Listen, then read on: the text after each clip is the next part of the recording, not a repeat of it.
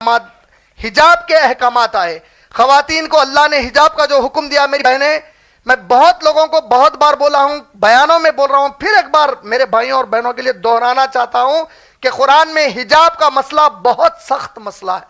آپ اندازہ کرو میری بہنوں، قرآن کیا آیت اللہ کی طرف سے لے کے آیا ہے۔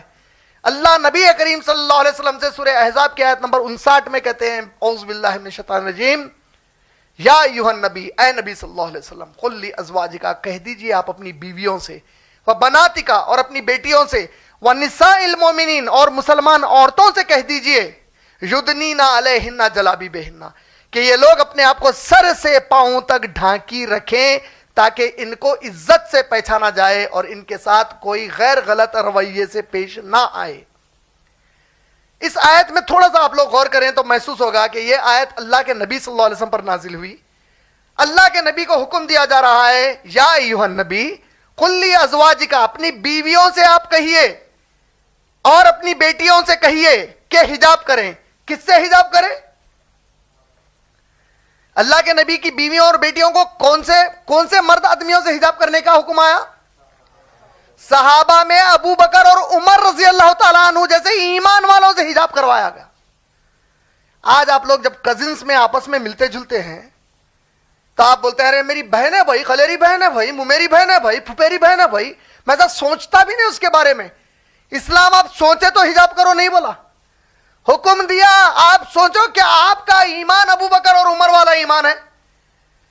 ان ایمان والوں سے کہا گیا کہ اے نبی آپ کی بیویوں اور بیٹیوں سے کہیے کہ حجاب کریں۔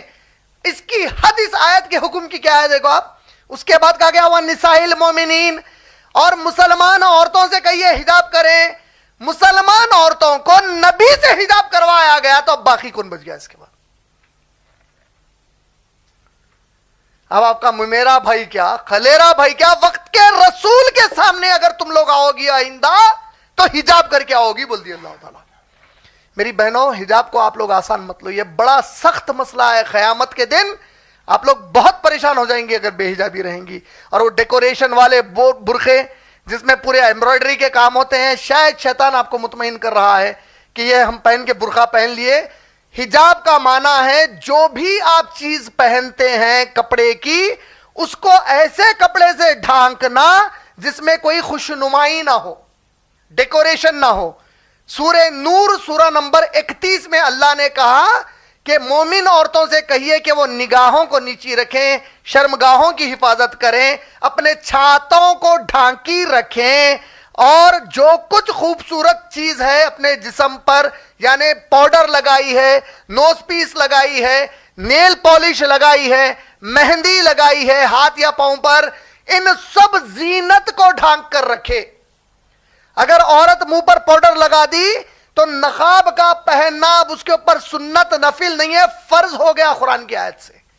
نوز رنگ پہنی ہوئی ہے تو ڈھانکنا فرض ہے اس پر، نیل پالش لگائی ہوئی ہے تو گلوز پہننا فرض ہے اس کے اوپر، پیر پہ کوئی مہندی لگائی ہے تو ساکس کا پہننا فرض ہے اس کے اوپر۔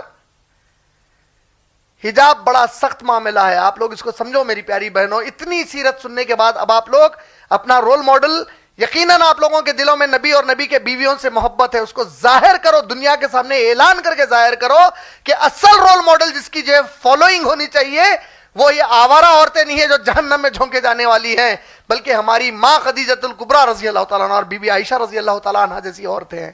انشاءاللہ یہ